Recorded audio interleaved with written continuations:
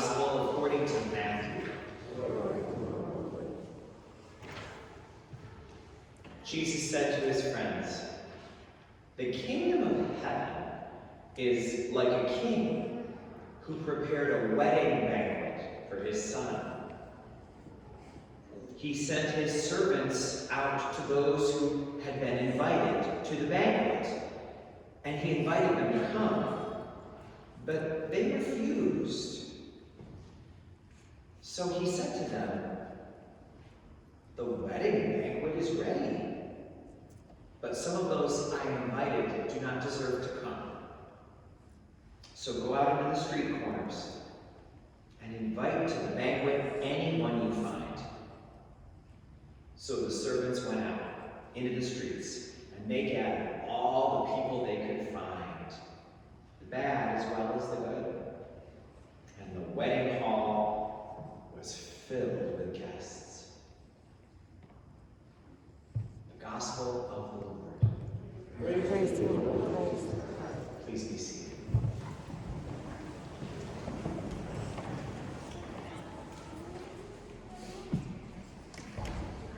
Kingdom of heaven, it's like a great big party.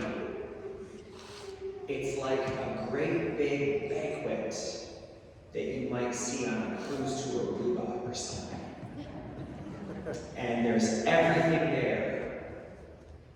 And all are invited. Not just the fancy people, not just the churchy people, not just the gearheads, but everybody. Everybody's invited. There's got to be room for everybody. I think it's pretty beautiful for us to hear that that's God's vision of what a banquet ought to be like. That's God's vision, as Jesus tells us, of what heaven is going to feel like, where everyone is going to be there. People that you maybe never dreamed of seeing in paradise, there they'll be. But I think it says an awful lot about Messiah, that he decided to live that way all the time. He decided not to wait for heaven. Why should we wait for heaven? In order for everybody to be there. Why should we wait for heaven? To bring down the barriers between people and have everyone be part of one family. Why wait? Messiah didn't wait. He spent 82 years making sure that everybody could be part of the banquet.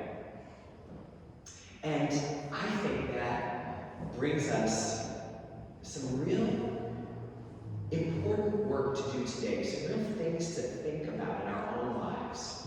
Because I think Cy was good at exactly the thing the world needs right now. He was good at loving people who were different than he was. He was good at loving people that were not like the other friends he loved. He could cross between worlds. He was what we've often called a Renaissance man. He was a Renaissance man. Let's start way back at the beginning. A lot of you who've lived in Kosaki and known him here, or in Athens, in one of those communities, you might not realize just who exactly Cy Bashan was raised to be.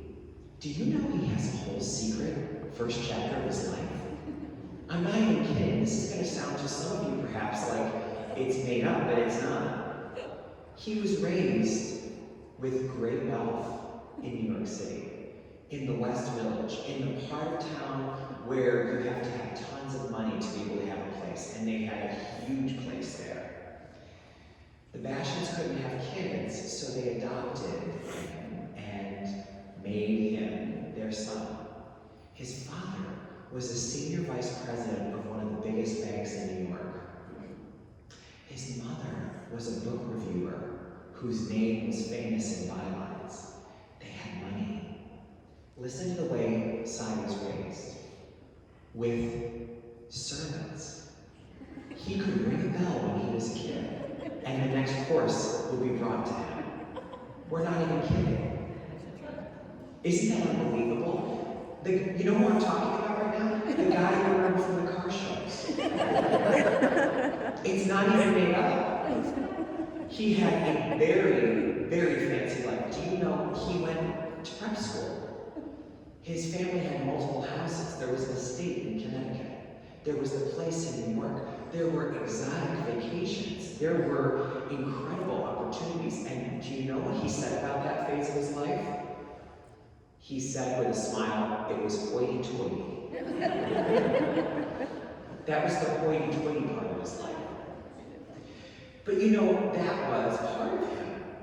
He was able to enjoy rubbing elbows with folks who had a lot of money, and some who maybe thought that they were more important than everybody else thought they might have been. He was able to operate in that world. He himself was a banker. He had a whole career in finance, and it wasn't one that was just handed to him. He wasn't even allowed to work at the bank where his father worked while he was there. So he had to develop this life for himself. And it's interesting that he was formed very early on by some heartbreaks. He had two very heartbreaking relationships go awry early in his life, and he said, this is it. I am going to be a bachelor. This is not working. I'm not doing this. I'm going to be a bachelor. So he was a confirmed bachelor into his 40s. But he certainly didn't have a boring life. He had all sorts of friends. He had this very impressive banking career. And he was one of those work hard, play hard kind of people. One of those let's do 100% of whatever we're doing kind of people. And so he would save all his vacation at the bank for the summertime, and then he would go on these huge 6-week-long motorcycle trips with his friends. 6 weeks at a time he'd be gone on the motorcycle, and the stories are incredible.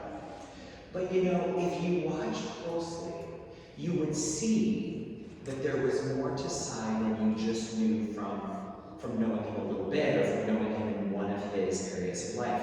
Even people who knew him really well here might not realize that he could pull into that satchel of his all of those experiences he had throughout in his life and pull it out. And so one of the things I'm told is that's a story that Wayne Parks likes to tell, is when I was first starting my business, I wasn't sure how to go about it, but Cy Bastian was, because he had all this banking experience. So he reached into the satchel of all of his experience and helped Wayne start that business.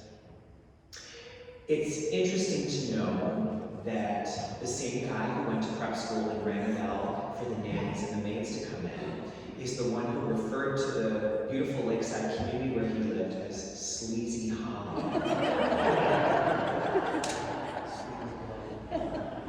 Or that his favorite place to dine was Dunkin' Donuts, really. That was an everyday thing to do. And you may not realize that the man who was a bus aide, sitting with kids on the bus, was an heir to a fortune if he had chosen that path.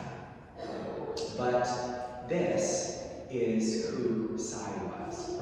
He was somebody who pulled from all of those experiences to weave together a beautiful life that was one that nobody else could duplicate. Nobody else could live life exactly the way he did. And it feels like the real skill that he had, that perhaps is even more impressive than for other Renaissance people. There's other people that we might call Renaissance people because they have a lot of skills or they have a lot of connections. But what made him different was his deep, deep love for people. He loved people. He loved being around all sorts of people. He liked getting to know people's ways. He liked joking with them. He liked making them smile. And so it was never hard for him to say yes when someone invited him to do something where there was going to be people involved. And so in 1981, it was very fortuitous that he was invited to do a ski weekend up at Hunter Mountain. So he was happy to do that. But that is where Peggy was. She was there that weekend too with her friends. And Peggy took a liking to him right away. People told her, forget him, you are looking at a confirmed bachelor. That guy is never going to settle down. He wants no part of it. But Peggy said, no, that's my future husband. And so the two of them courted and grew so much closer to each other and wound up getting married in 1983. And they started yet another phase of Sai's incredible life, the dad phase. Actually, those who saw him in the dad phase can't imagine him being a confirmed bachelor. It would have been such a mistake to not turn the page to the next chapter. Because from the very first time that his son was born, he was so overjoyed. And he shined in that role. And one of the things that his kids will tell you is, he was the greatest supporter of whatever they did that they could ever have. John says he's a big part of why he's a pilot today, because he supported him and just always encouraged him no matter what the setbacks might be. Jazz says that she was always told by her friends, "You're so lucky to have a dad like that. I wish I had a dad that was like that." And maybe that's why the pain is so great today, because they know they really hit the jackpot. Jazz says when she was a little girl, the stories at night were epic. He would make them up as he went. And now remember, this man has a huge satchel that he can pull from at any time. And so he would start with some science fiction fantasy story. And the next thing you know, he'd be weaving in some real aspect of World War II from like military history, and all of a sudden that would be a part of it. And then he would do something else. And imagine that this was the kind of treatment that Peggy and Cy gave to so many foster kids over the years. They gave them a little taste of that level of time and attention. And of course, there was one of those kids that they just knew was their own. And so Jazz went from being a foster child to his child. She said that she had an extra highly attuned sensitivity as a kid, the kind of sensitivity that sometimes makes moms and dads a little bit roll their eyes. Like she would come home all upset about the whales one day. One day it would be the whales, and she was consumed by the whales and what was going to happen to them. And then the next day, it would be the penguins in Antarctica. And she said that it would have been very natural for a parent to say, all right, enough of that. Instead, he would always say the most beautiful thing, okay, Jess, what's the first thing we should do? What's the first thing we should do about this?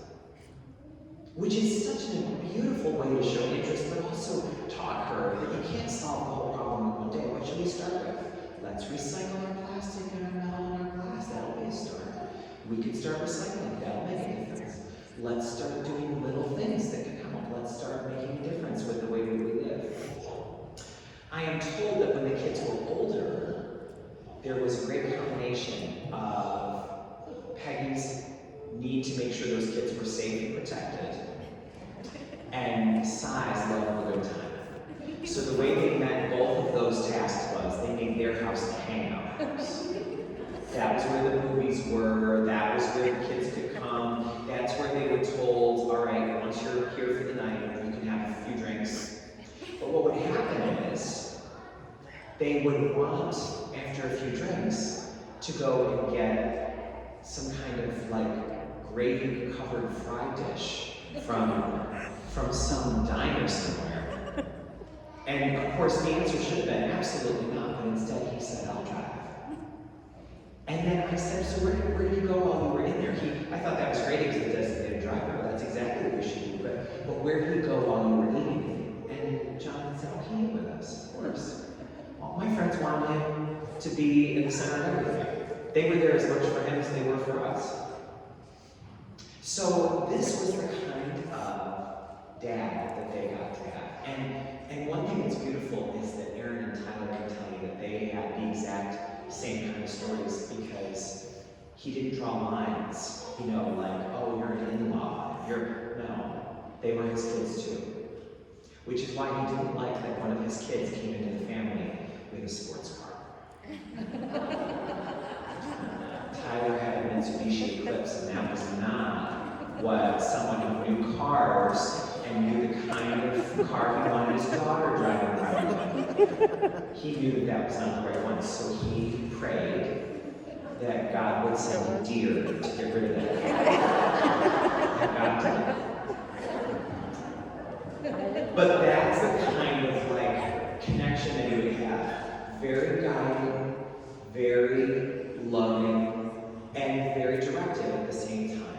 He knew how to help you make the right decision without ever being heavy, just being a loving support. And if you chose something that he didn't agree with, he would let you away. There were no conditions. There was no conditions to loving. So there was such a beautiful, incredible generosity of spirit that he had. And so this is what the grandkids get to experience.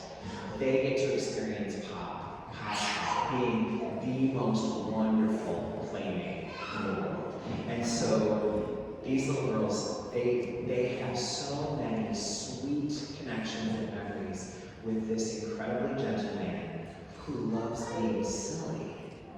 I mean, let's go back. Can we go back for a second? The butlers, the maids, the ringing the bell, the prep school education. And yet, he was able to convince Hedley that he couldn't say the word puppy. He couldn't say puppy, could he? Pop couldn't say that.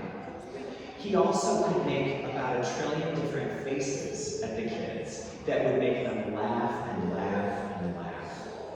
He was silly more often than anything else. That's what he loved to be, except when the board game Trouble came out. And he said, "We are not playing to a tie. We are not playing for fun. There are no friends in trouble." That was his famous line. Mother Teresa once said that she knew what the biggest problem in the world was. Someone had asked her, "What's the biggest problem in the world?" And she thought about it, and she said, "It's very simple, actually. The biggest problem in the world is that people draw the circle of their family too small. They draw it so tiny. They start thinking, the only people who are in my family are the ones who have my blood, or who have my last name. The only people in my family are the ones who were raised by idols, the ones who see things the same way I do, the ones who like to do the same things that I like to do, and who are the ones that think and act and vote the way I do." And that is not the way he was. He drew his circle much more widely. And I think there's something really beautiful about some of these very little-known stories about who he wanted to be in the community. He would quietly buy food for people that didn't have enough food and make sure that they would never know where those gifts came from. He loved being a bus aide because he got to be around people who he loved so much all day long. And he took a special love to the kids that were sad and lonely. He would be able to have like a special radar, a special detection system that would tell him, this kid has had a hard day. And he would go and sit with them and ask them about their day. And there are all these kids now who are going on Facebook and saying, I want you to know how much he changed my life. During the hardest time in my life, Cy was the one who every day was the one thing I could look forward to. He was the one person who would be kind to me. There's one kid who was from a family that did not have money for a yearbook. And he asked him, hey, can I sign your yearbook, said Cy? And he said, I don't have one. And so he went to the school and gave money for that kid to have a yearbook. And when the kid came on the bus with the yearbook the next day, Cy said, hey, where'd you get that? And the kid said, someone bought me a yearbook. I don't know who. And Cy said, isn't that nice? Can I sign it? That's the way he liked to operate. So it's interesting there again. We hear from Jesus, God has designed heaven to be a place where you're running to all sorts of people that you don't think belong there. You don't deserve to be part of that. You're going to run into all sorts of people, people that are like you, people that aren't, people who had money in life, people who didn't, people who were dressed well, people who were dressed shabbily, people who vote this way, people who vote that way. And you better get used to it, because that's what heaven is like. And I think it's something pretty beautiful that Cy spent his life trying to bring heaven to earth in that way.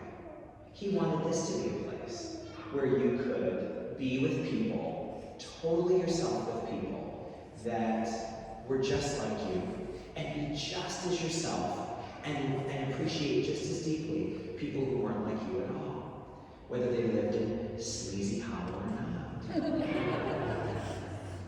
And so, because he was such a beacon of kindness, the staff at Dunkin' Donuts put a tribute page up for him on Facebook.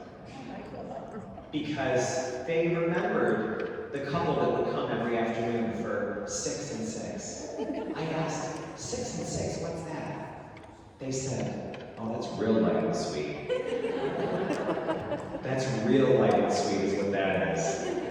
But that's what they would get every afternoon. And his positivity and joy brought those employees such comfort and enjoyment.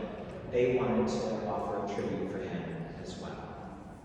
He was the one who would trespass on your land to go fishing in your pond. And when you called him on it, would become your best friend. As soon as you came out and said, excuse me, do I know you? He'd make sure that you did. And he would charm and disarm you like that. There was a long time that because he wasn't Catholic, he would bring Peggy to church and then sit outside. And over time, Peggy said, come on, Si, really come in. I really want to have you there with me. And so he would. And I think that's a beautiful thing, and it's very appropriate. And I hope that all spouses who have a spouse who practices religion, and that they ask them, would you come and sit with me? I hope that all of us would do that. I think that's a really important thing. But I also want to say, I think that Si was practicing his religion outdoors. That's why he sat outside during church. Because his religion was done in buses and in the drive-through line. He practiced his religion by the fishing pole and at car shows. He was the one who wanted to make sure that it was clear that God's Spirit was everywhere, and that there was love and joy and connection available to us at all times if we just open ourselves and let it be. One of the things I think that we're invited to do now is to make a little spot inside of ourselves for that Spirit to be. You know, one of the things that happens when we lose someone as important and as filled with life as Cyrus is we can feel this terrible emptiness. And there's sometimes a desire to fill that emptiness with something. And I would say, on a day like today, we should acknowledge we shouldn't fill it. Because that emptiness is a great space. It's kind of like a little chapel inside of ourselves that we can reserve for Si. We can reserve that for him. That's his spot. It's not empty, it's filled with love for him. It's filled with connection with him. It's not an emptiness, it's a capacity for fullness with him. And we have this great opportunity to go out those doors right after this celebration and start doing what he did. Whether you get a 6 and 6 or not, you can go to Dunkin' Donuts and make the day of those teenage employees. You can do something kind for someone who is struggling. You can go into each business and each place of encounter that you're going to have in your life today and make it the most beautiful